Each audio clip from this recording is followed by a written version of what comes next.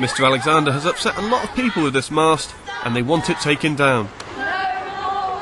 Since we've been sniffing around his CCTV pole, it seems that Birmingham Council has also been taking a closer look, and it's emerged that Mr. Alexander's made a crucial cock-up. The pole is bigger than he originally told the council it would be. That makes it illegal. It's breaking planning laws. So the parents are seizing their chance to demand that the pole comes down. Come out and talk to us, Mr. Alexander! Come and face the people you're exposing! We repeatedly asked Mr. Alexander for a full interview, but he said he was too busy. So a couple of days later, we popped round for a quick chat. Mr. Alexander? Mr. Alexander? Are you Mr. Alexander? I am, yes. Yes. Hi, I'm Alex Miller from the BBC. Hi. The mast around the back, that's been deemed illegal. When are you taking it down? We're going through the due process now. Right. And what about this CCTV ruse? Because originally that mast, you said it was a CCTV pole, but surely it's a bit big for CCTV, isn't it? It is. Right. So was that all a cunning plan? Call it CCTV? Unfortunately, the contractor put the wrong pole in. So it wasn't meant to be that big? No, not at all. It won't be. Right. So the pole was too big by accident, even though it seems to fit the antenna. And you can absolutely confirm that mast is going to come down, the one that's been deemed illegal? It's certainly going to be altered. Right. Is it going to come down? Since transmission, Mr. Alexander has moved the controversial CCTV pole, but he's now shifted the mast onto a movable platform. The council is demanding he removes them.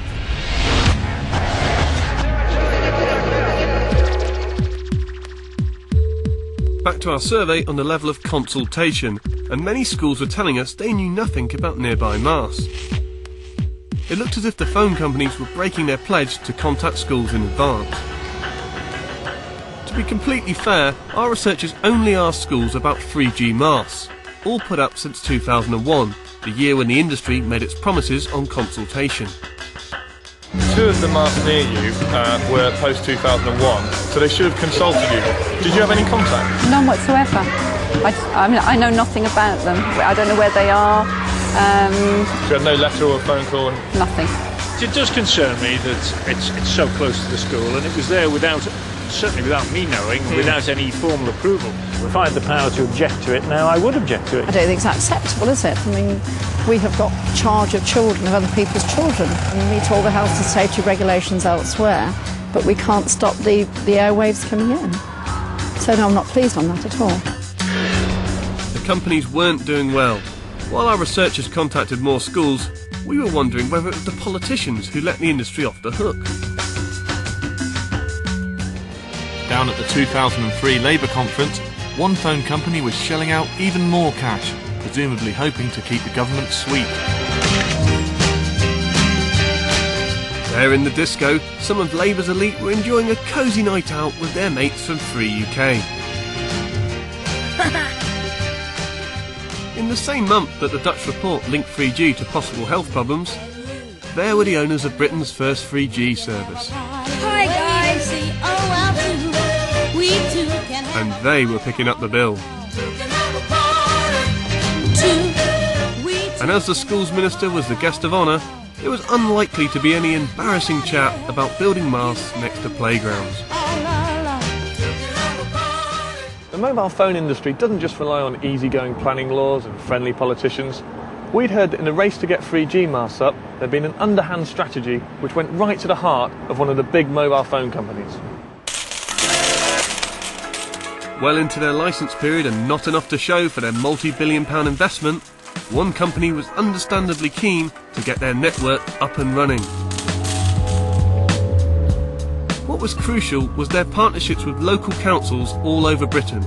They pay hard cash to put masts on councils' tall buildings.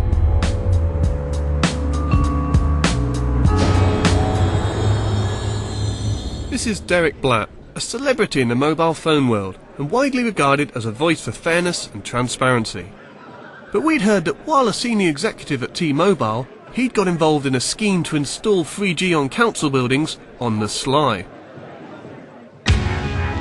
We trace the story here to the mighty borough of Westminster, right on Parliament's doorstep, where there's big money at stake in the phone business.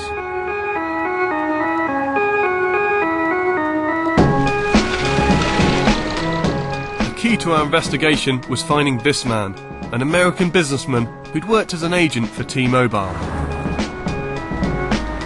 He has evidence of malpractice within the company. Now he's breaking his silence for the first time. 3 years ago, T-Mobile began to ask him to hide bits of information from councils, hardly in keeping with those 10 commitments to be open and honest. I'm an agent for a company that doesn't want me to say a certain thing. I'm okay with that. But now when it comes to planning, and there's the 10 commitments over here that are saying that we must do certain things this way, but T-Mobile's over here saying, no, you can't say anything. That's when it really started to stink. War eventually handed us pages and pages of T-Mobile emails that detailed their scheme. It was a plan of childish simplicity. Like naughty schoolboys, they simply wouldn't tell Westminster about adding 3G masts to existing masts. Instead, they'd say that T-Mobile was just conducting maintenance. Our low profile must go to the extent that none of our equipment is labelled 3G in big letters when we lift it onto the roof. To avoid getting caught, another manager suggested they get maintenance people to do the work. To add credibility to the maintenance line we are taking.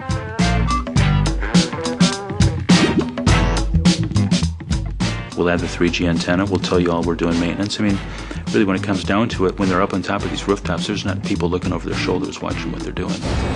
What this is all about is T-Mobile getting up onto rooftops and telling the councils they're doing maintenance, you know, changing a few nuts and bolts, but actually secretly whacking in new equipment to make the mast 3G. The T-Mobile boys seem to be worried that if they let on about 3G, Westminster might A, ask for more money, and B, delay the whole process.